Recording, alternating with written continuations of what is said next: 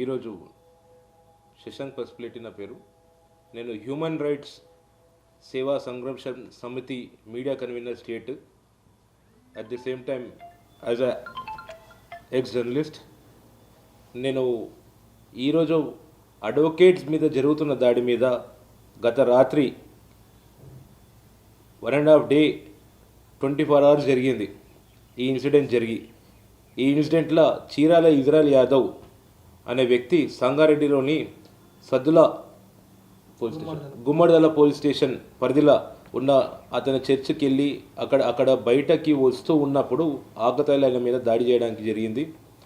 ఆ దాడిలో ఒక 55 ఏళ్ళున్న వ్యక్తి పైన కూడా దాడి చేశారు. ఆ దాడి చేసిన క్రమంలో చేస్తున్నప్పుడు 100కి అతను ఫోన్ నెంబర్ డయల్ చేసి ఇన్సిడెంట్ గురించి ఎక్స్ప్లెయిన్ చేసి చెప్పినప్పుడు బ్లూ కార్డ్ నుంచి వస్తున్న పోలీస్ డిపార్ట్మెంట్ వారు 2 వ్యక్తులు వచ్చారు. అక్కడ ఒక పెద్ద సంఖ్యలో గుమిగూడడంతో అక్కడి నుంచి ఉన్న వాళ్ళతో ఉన్న పోలీస్ డిపార్ట్మెంట్ కూడా సరిపోకపోతే ఇంకో 2 ఎస్ఐలు మళ్ళీ ఇంకా పెట్రోలింగ్తో వచ్చి అక్కడ వాళ్ళతో జరుగుతున్న సమయంలోనే వాళ్ళకు ఎక్స్ప్లెయిన్ చేస్తూ నేను ఒక అడ్వకేట్ 100కి నేను డైల్ చేసి పెట్టిన, నా కంప్లైంట్ ఇచ్చింది నేనే అని చెప్పి వాళ్ళతో ఇంట్రడక్షన్ తీసుకున్న సమయంలో చేస్తున్నప్పుడే వాళ్ళ ముందే ఆ ఆకతాయిలు వచ్చి అడ్వకేట్ పైన చేసుకున్నప్పుడు ఆ క్రమంలో డైరెక్ట్ అడ్వకేట్ని అన్నారు, అయ్యా మీ ముంగటిని నన్ను ఈ విధంగా వాళ్ళు దాడి చేస్తున్నారు పెడుతున్నారు, ఇదేమన్నా సమంజసంగా ఉందా అని చెప్పి అడిగినప్పుడు ఆ ఆకతాయిలను చెదరగొట్టి అక్కడి నుంచి ఆ ఆకతాయిలను చెదరగొట్టిన క్షణంలో అక్కడికి జరిగిపోయిన తర్వాత నువ్వు అడ్వకేట్ అంటావా, అడ్వకేటేనా నువ్వు అని చెప్పి మాట్లాడి దురుసుగా మాట్లాడి అతని 2 ఎస్ఐలు మళ్ళీ ఒక కానిస్టేబుల్ పట్టుకొని అతను లాక్కొని వెళ్ళి ఒక పెట్రోల్లో ఒక ఖైదీని బంధించినట్టు ఒక టెర్రరిస్ట్ని తీసుకొని వెళ్ళిపోయినట్టు లాగి కొడితే ఆ కారు లోపల పడ్డ తర్వాత అతని షర్ట్ జినిగిపోయింది. ఇది తీసుకుపోయిన తర్వాత పిఎస్కి తీసుకొని వెళ్ళి నువ్వు అడ్వకేట్ అయితే ఏంటి, ఎవరికైతే ఏంటి, లా అనేది మేము తయారు చేసినాం, మేము పెట్టినాం. కొత్తగా జాయిన్ అయిన ఒక నూతనంగా ఒక జనరేషన్ అని చెప్పుకోవచ్చు, లేకపోతే ఇంకెవరైనా అనుకోవచ్చు. అట్లాంటి కొత్త స్థాయిలోకి వచ్చిన 2 ఎస్ఐలు విచక్షణరహితంగా మాట్లాడుతూ పోలీస్ స్టేషన్ లోపలికి వెళ్ళినాక కూడా నువ్వు ఒక అడ్వకేట్ అయితే ఏంటి, ఇంకెవరైతే ఏంటి, ఇది నా పోలీస్ స్టేషన్, నా పరిధిలో నేను ఏం చేయాలని నాకు తెలుసు, ఆ విధంగా నేను చేస్తానని చెప్పి అతను పట్టుకున్న బైబిల్ కూడా దానిలో నుంచి కింద పడిపోయి ఉన్నాడు. లాగి నూకి కొడితే అక్కడికి కూడా పడిపోయి ఉన్నాడు. దీని మీద రాత్రి నేను ఫోన్ చేసి మాట్లాడుతున్నప్పుడు 2 అడ్వకేట్లతో అది 2 పోలీస్ డిపార్ట్మెంట్కి సంబంధించిన ఎస్ఐలతో మాట్లాడుతున్నప్పుడు ఒక ఎస్ఐ లక్ష్మీకాంత్ రెడ్డి అనే ఎస్ఐ మాట్లాడే విధానం కూడా చాలా దురుసుగా ఉండే. అనంతరం తెల్లారి యావత్ తెలంగాణలో ఉన్న అన్ని బార్ అసోసియేషన్లకు ఉన్న అడ్వకేట్లకు సమాచారం జరిగింది. అడ్వకేట్లతో వెళ్ళి దాదాపు ఒక 50 మంది ఈ అడ్వకేట్లతో పోయి ఆ పోలీస్ స్టేషన్లో కంప్లైంట్ ఇచ్చిన తర్వాత అక్కడున్న సిఏ గారు సానుకూలంగా స్పందించి అతను అయినంత వరకు వాళ్ళనందరినీ కూడా తీసుకొని వచ్చినారు. ఎవరైతే దాడి చేసినారో వాళ్ళని తీసుకొని వచ్చి వాళ్ళ మీద కేసులు బైండ్ ఓవర్ చేస్తాం, కేసులు ఫైల్ చేస్తామని చెప్పినారు. హర్షణీయమైంది. కానీ ఇలాంటి పోలీస్ వ్యవస్థ యావత్ తెలంగాణ భారతదేశంలో కూడా ఉండద్దు. ఇలాంటి వ్యవస్థను ఏదైతే నడిపించుకొని ముంగడు పోతుందో వీళ్ళపైన కఠినమైన చర్యలు తీసుకోవాలా. ఇది కింది స్థాయిలో ఉన్న పోలీస్ అధికారులతో సాధ్యమయ్యే పని కాదని చెప్పి డీసీపీ గారు పిలిచినా కూడా మేము అగ్రీ చేయకుండా మేము డైరెక్ట్ ఎస్పీ గారి సమక్షంలో పంకజ్ పరితోష్ గారి దగ్గరికి తీసుకొని వెళ్ళి ఈ మెమరాండం రిప్రజెంటేషన్ ఇచ్చి ఆయన హామీ మేరకు ఆయన పర్సనల్గా తీసుకొని మేము ఈ కేసుని పర్సనల్గా తీసుకొని కంప్లీట్ చేసి ఆకతాయిల మీద కేసు కట్టిస్తాం, మళ్ళీ అడ్వకేట్కి జరగాల్సిన న్యాయం చేస్తాం. ఈ అడ్వకేట్ ప్రొటెక్షన్ యాక్ట్ తీసుకొని వచ్చిన తర్వాత కూడా ఇట్లాంటి దాడులు జరగడం అనేది సిగ్గుచేటు. అది పోలీస్ వ్యవస్థలోనే ఇంత పెద్ద లోపం జరుగుతుందని చెప్పేసి ఇంకా సామాన్యులకు ఎక్కడికి దారి తీస్తుందని చెప్పేసి తెలియకుంటున్నాక అందుకనే పెద్ద స్థాయిలో ఎస్పీ స్థాయిలో కలెక్టర్ గారు కానీ ఎవరికైనా కూడా ఇన్ఫర్మేషన్ పాస్ చేసి ఈ ఇన్ఫర్మేషన్ మీద అవేర్నెస్ని తీసుకొని రావాలని చెప్పేసి కోరుకుంటూ డైరెక్ట్ విక్టిమ్ ఎవరైతే ఇజ్రాయల్ యాదవ్ ఉన్నారో వాళ్ళతోనే మీరు మాటల్లో వినండి, వాళ్ళు ఏ విధంగా మాట్లాడారు, ఏ విధంగా అతను సఫర్ అయ్యాడని చెప్పేసి. ఇప్పుడు సాయి ఉన్నాడు కదా, ఎవరైతే దాడి చేసినటువంటి వ్యక్తి, ఆ వ్యక్తిని తీసుకెళ్లడం పక్కన పెట్టి ఒక న్యాయవాది ప్రశ్నించినటువంటి న్యాయవాదిని పోలీసులు అరెస్ట్ చేసి తీసుకెళ్లడం, ఆయన మీద దాడి చేయడం అంటే ఇక్కడ సాయికును పోలీసులకు ఏమన్నా అంతర్గతంగా ఏమన్నా వాళ్ళకి ఏమన్నా అండర్స్టాండింగ్ ఉన్నది అనుకోవచ్చు. లేదన్న బేసికల్గా ఏదన్నా కూడా పోలీస్ వ్యవస్థ వచ్చినప్పుడు పెట్టినప్పుడు మాస్ గ్యాదరింగ్ ఇట్లా ఉన్నప్పుడు వాళ్ళ డ్యూటీలో వాళ్ళు ఎట్లా చెదరగొట్టాలో అట్లా చెదరగొట్టి చేసి పెట్టి వాళ్ళ క్రమంలో వాళ్ళు చేసుకుంటూ వెళ్ళిపోతారు. కొందరు ఏదైతే ఆలోచనాపూరితంగా కూడా పోలీస్ వ్యవస్థ ఉన్నది, మొత్తం పోలీస్ వ్యవస్థ కొలాబ్స్డో లేకపోతే కంప్లీట్గా బయాస్డో అనే వ్యవస్థకి ఇటు ఉంటే ఈరోజు నువ్వు నేను ఇద్దరం కూర్చొని మాట్లాడుకునే పరిస్థితి ఉండకపోతుంది. ఏదైతే ఇన్మెచ్యూర్డ్గా ఉన్న కింది స్థాయిలో ఉన్న పోలీస్ వ్యవస్థలో కింది స్థాయిలో ఉన్న జరిగిన ఒక సంఘటననే ఇది. దో వాళ్ళు కొత్తగా రిక్రూట్మెంట్ అయినా ఎస్ఐలు కానీ ఎవరైనా కానీ సీనియర్లు కానీ జూనియర్లు కానీ ఎవరైనా కానీ ఈ పట్ల వివరించడం పూర్తిగా తప్పు. అది అడ్వకేట్లే అని కాదు, మన జర్నలిస్టుల మీదనైనా కాదు, ఎవరి మీద దాడి చేసినా కూడా సామాన్యానికి రక్షణ కల్పించడం అనేది పోలీస్ వ్యవస్థలో బాధ్యత. తండ్రి పాత్ర తీసుకున్నది వ్యవస్థలో మాత్రం పోలీస్ వ్యవస్థ మాత్రమే. ఎవరికి ఏ ఇబ్బంది జరిగినా, ఏ అడ్వకేట్కి జరిగినా, జడ్జికి జరిగినా, జర్నలిస్టులకు జరిగినా కూడా తండ్రి పాత్ర లేకపోయి మాకు ఇది ప్రాబ్లం జరుగుతుందని చెప్పి ఉన్నప్పుడు చెప్పి నా వ్యవస్థ అది ఏకైక వ్యవస్థ అంటే అది పోలీస్ డిపార్ట్మెంట్ మాత్రమే, రక్షణ కల్పించే వ్యవస్థ. కాబట్టి ఆ వ్యవస్థలో ఇట్లా జరగడం అనేది చాలా తప్పు. కానీ అక్కడున్న సిఐ గారు కానీ లేకపోతే డీసీపీ గారు కానీ పొద్దున్నే ఇమ్మీడియట్ మార్నింగ్ మేము వెళ్ళంగానే కూడా ఇమ్మీడియట్గా వాళ్ళు రెస్పాండ్ అయ్యారు. ఇమ్మీడియట్గా వాళ్ళని ఎవరైతే ఉన్నారో ఆకతాయిలు ఉన్నారో వాళ్ళని పట్టుకున్నారు. వాళ్ళని పట్టుకొని మా ముంగడికి తీసుకొని వచ్చారు. మేము ప్రజెంట్ చేసినారు, మాట్లాడినాం. వాళ్ళకు కూడా డైరెక్ట్ అన్నాం, సుడుతా మీద నువ్వు చేసిన తప్పు, దీనికి సంజేషన్ పెద్ద ఎత్తున చెప్పుకుంటామని చెప్పినాం. వాళ్ళని తీసుకున్నారు. నెక్స్ట్ వాళ్ళని బైండ్ ఓవర్ చేయడానికి ఆయన హామీ ఇచ్చిండు. ఇదే హామీ మాకు సరిపోకుండా కూడా మేము అప్లికేషన్ ఇచ్చి మెమోరాండం ఇచ్చి దాని కంప్లైంట్ ఇచ్చిన తర్వాత ఈ స్థాయిలో కూడా మాకు హామీ సరిపోదు, ఇది పెద్ద స్థాయిలోనే వెళ్తే ముంగడికి వెళ్తుందని చెప్పి బార్ అసోసియేషన్లో కూడా మేము ఆల్రెడీ అప్లై చేసి చెప్పేసినాం.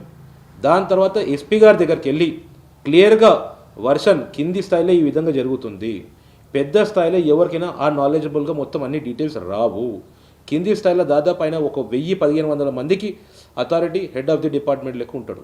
కాబట్టి అన్నీ ఆయన చూడాల్సి వస్తుంది, పెట్టాల్సి వస్తుంది. కాబట్టి అయ్యా మాకు జరుగుతున్న పరిస్థితి ఇది కేవలం అడ్వకేట్లో జర్నలిస్టుల మీద ఇద్దరి మీద దాడులు కాదు. ఈరోజు ప్రొటెక్షన్ యాక్ట్ తీసుకుని వచ్చినాక జస్టిస్లో మీరు ఏదైతే ఫోర్త్ జస్టిస్లో మీరు ఎట్లుంటారో మేము కూడా అదే దాంట్లో ఉన్నాం. కాబట్టి ఈ వ్యవస్థలో ఏదైనా నిరంతరం మీరు ఎట్లా పోరాడతారో మేము కూడా అదే పోరాటంలో ఉన్నాం. కాబట్టి మా పైన ఉన్న జరుగుతున్న దాడులను ఇకపైన ఇంకెప్పటికీ జరగవద్దు.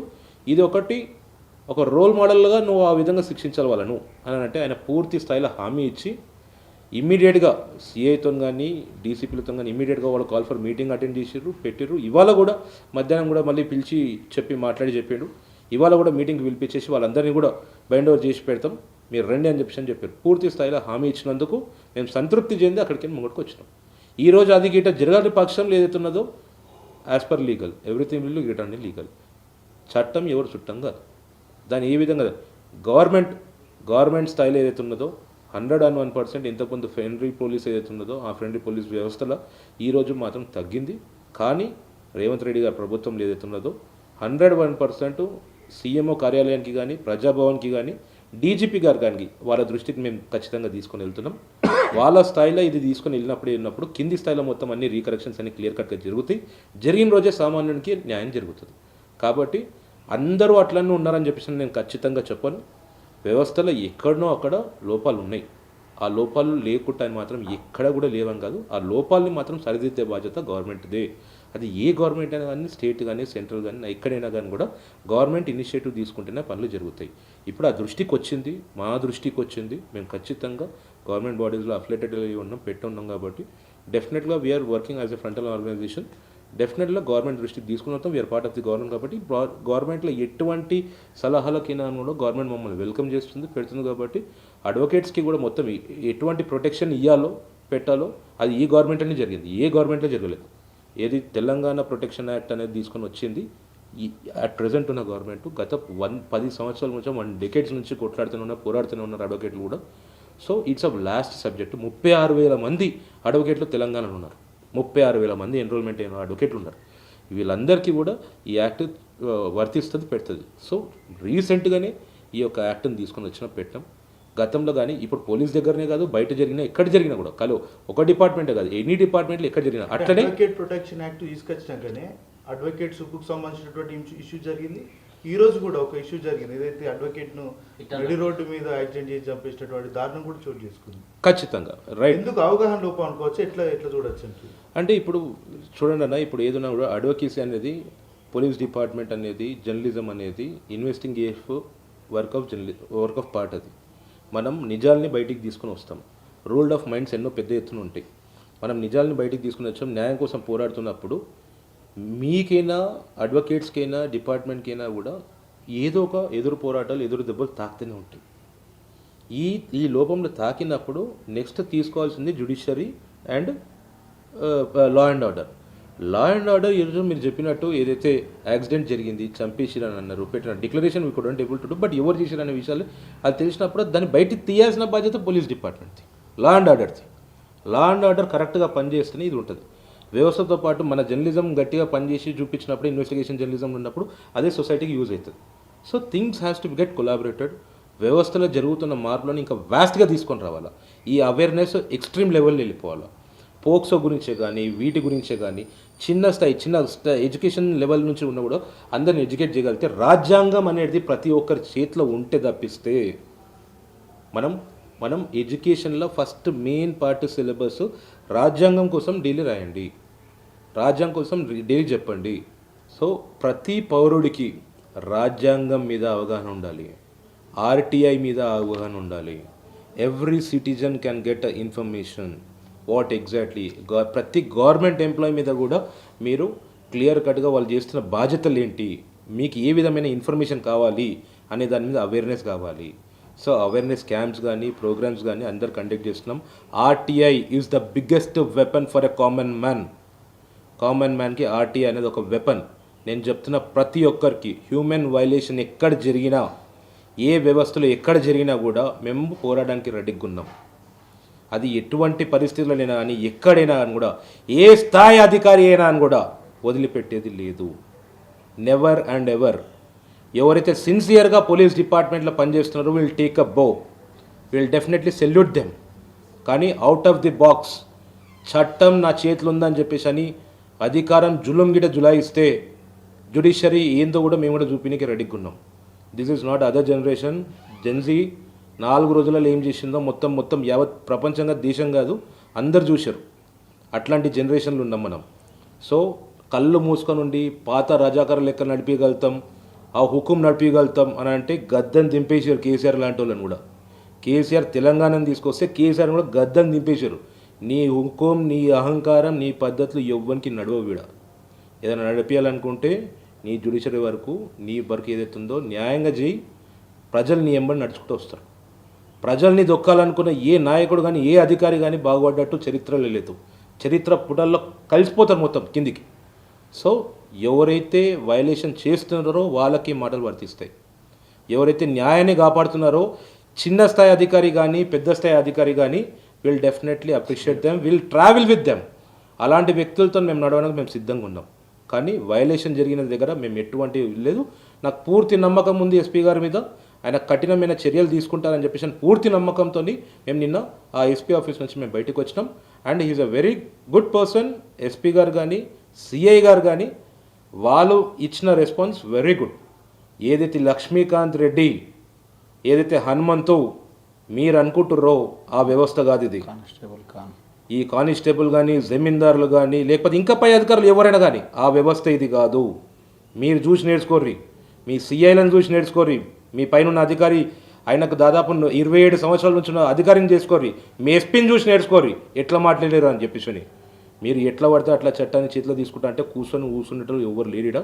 ఎక్కడి దాకైనా, ఎంత దాకైనా కూడా తీసుకోవడానికి మేము రెడీగా ఉన్నాం. రైట్. ఫైనల్గా ఇజ్రాయెల్కి సంబంధించి న్యాయం చేయకపోతే కార్యాచరణ ఏ విధంగా ఉండబోతుంది అంటే, జ్యుడిషియరీ లీగల్ విధంగా న్యాయం ఎట్లా గెలిపిస్తుందో, మొత్తం ఏ విధమైన అడ్వకేసీ ముంగడిపోతుందో రాష్ట్ర ప్రభుత్వం కాదు కదా, దేశం మొత్తం చూస్తుంది.